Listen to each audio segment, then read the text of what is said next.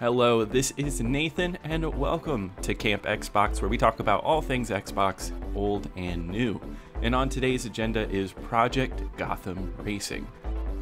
Every second, 1,000 decisions. Do you go for style or do you go for speed? Power slide or play it safe? Champ or chump? It's up to you. Project Gotham Racing. No style, no points. A launch title released November 15th, 2001 in North America. Project Gotham Racing is a spiritual successor to the Sega Dreamcast game Metropolis Street Racer. Seeing as the Xbox was considered in some ways the successor to the Dreamcast, Project Gotham Racing found its home on this console. And this franchise would go on to get 4 games exclusive to Microsoft consoles. Published by Microsoft Game Studios and developed by Bizarre Creations, Bizarre Creations managed to make something special with this racing game. PGR at first glance looks a lot like a simple arcade racer, asking you to drive from one checkpoint to the next to reach first place by the end. But the game offers a ton of content and a fun point system that creates a deeper racing experience. When booting up the game and finding the main menu, it's surprising just how much Project Gotham Racing offers for you to do. The normal racing game modes are there, such as Quick Race and Time Trials, but where this game really stands out is its Arcade Race and Kudos Challenge mode. Both modes not only ask you to do well in races, but to rack up Kudos points by drifting, jumping, and going at top speeds. It's this little bit of flair that makes this game special and addicting. The tasks to reach the goals of silver, but especially gold medals, is tough, and this game will not make it easy for you to win any of the races or to unlock every car. Getting gold medals in every mode does offer rewards at most every tier, rewarding you with new, faster cars to ease anything stopping your path to beating the game.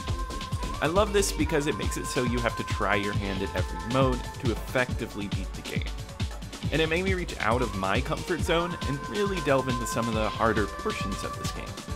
The AI in this game, though, can be brutal as the game gets harder. Sometimes they ram you off course or flip you around, forcing you to restart. At first, it's not that bad, but as you get further, it definitely is something that needed to be toned down, because it can happen at the most clutch moments, ruining everything that you had been working for. Not only that, but some of the kudos limits are high as the game gets further along, so it's definitely a grind to unlock everything that the game has to offer. But it feels very rewarding because there is a lot up for grabs. With a large assortment of cars and over 200 tracks set in Tokyo and New York City, there is a lot to spend your time on. This game also looks gorgeous for an Xbox launch title, easily being the best looking game of that original lineup. The shadows and the sun reflections on cars all pop and add depth to the look of the game. There were racers made after this that didn't even look as good as this did. It might be my age speaking, but to me, this does not look like a 20-year-old game. And the only thing that remotely dates this game is its soundtrack, which is a mix of early 2000s alt rock and hip hop. And it really wasn't that special for me, but luckily, this game uses one of the best features that the Xbox has, and that's using your own custom soundtrack.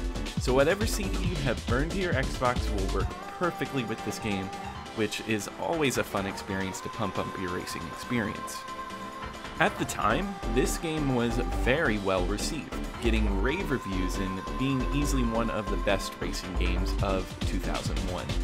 Gran Turismo 3 also came out on the PS2 that same year, so it was definitely a tough racing game competition between consoles.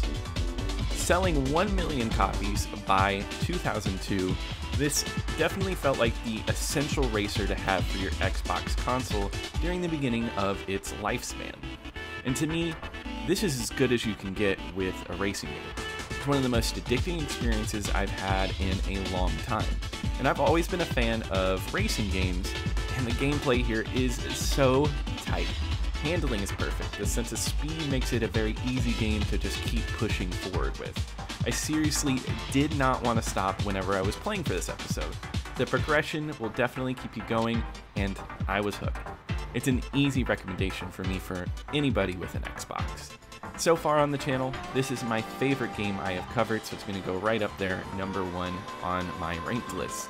I will be revisiting this one for a long time, and it's one of those premier Xbox exclusives. Be sure to check it out. Well, thank you for watching. If you enjoyed the video, please give it a like and subscribe. Also leave a comment below if you enjoyed the Project Gotham Racing series, or if you have any games you would love for me to cover. Be sure to check out my next video, and I'll catch you all later here on Camp Xbox.